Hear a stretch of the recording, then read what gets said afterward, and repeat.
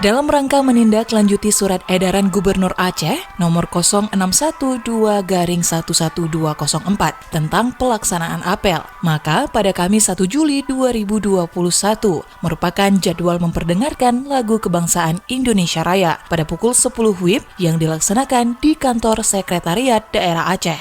Pada saat lagu kebangsaan Indonesia Raya diperdengarkan, maka setiap orang menampilkan sikap sempurna.